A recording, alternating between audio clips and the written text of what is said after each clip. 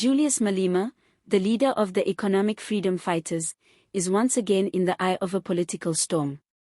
This time, it's not just opposition parties or critics calling for answers, it's AfriForum, a powerful civil rights organization, that is demanding sanctions be brought against him. The allegations are serious and center around accusations of hate speech, something Malema has been repeatedly accused of over the years, but this time, things feel different. There's a growing concern that the leader of the EFF might have finally pushed too far. So, is this really the end of Julius Malema's political run, or just another chapter in his long list of controversies? Before we unpack the latest drama, it's important to understand how Julius Malema got here. A former member of the African National Congress Youth League, Malema quickly rose to fame with his fiery speeches and bold positions on economic inequality, land reform, and the redistribution of wealth. He was known for saying what many in South Africa were thinking but were too afraid to say out loud. That approach made him incredibly popular with a large portion of the population, but also extremely controversial. After being expelled from the ANC in 2012, Malema founded the Economic Freedom Fighters, a radical leftist party that quickly grew in strength and numbers, especially among young voters and the economically marginalized.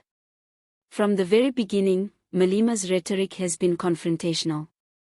He has not shied away from targeting white South Africans, corporate elites, and political rivals. One of the most infamous aspects of his political messaging has been his use of songs and slogans that many interpret as inciting violence.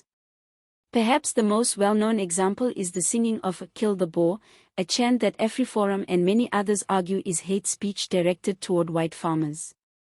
Malema and his supporters insist it is symbolic, a historical cry of resistance against oppression. But for those on the receiving end of the message, it is seen as dangerous, inflammatory, and unacceptable in a democratic society. This brings us to the latest development. AfriForum has taken legal steps and is actively demanding that Julius Malema face formal sanctions for his continued use of what they believe is hate speech. They argue that his language fuels racial division and has real-life consequences, pointing to incidents of farm attacks and broader social unrest. The organization insists that freedom of speech must have its limits, especially when that speech incites violence or hatred against a specific group. Malema, on the other hand, remains defiant. In his usual style, he has responded to the allegations with a mixture of bravado and ridicule. He claims that AfriForum is trying to silence black voices and dismiss the legitimate anger and frustration felt by millions of South Africans who remain landless and poor. According to Malema, this is not hate speech, it's truth-telling.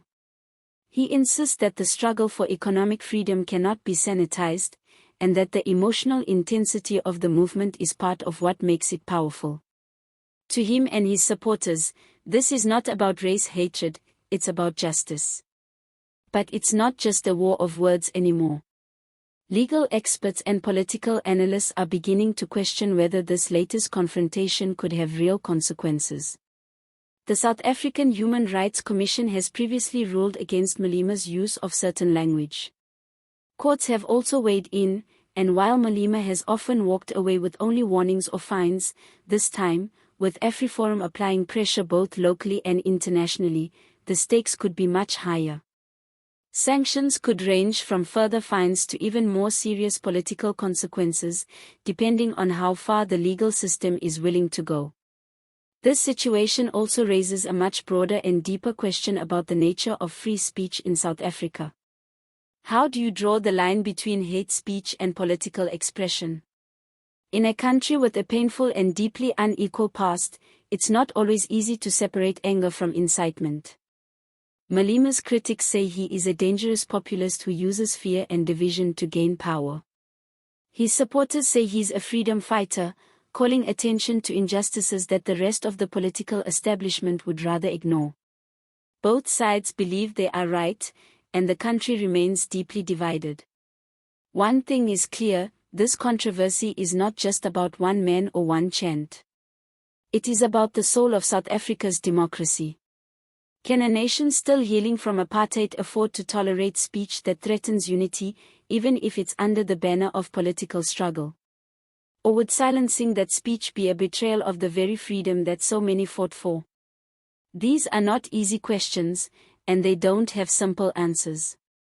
Looking to the future, Malema's fate will likely rest on several factors: public opinion, the strength of AfriForum's legal case, and how the courts interpret the constitution.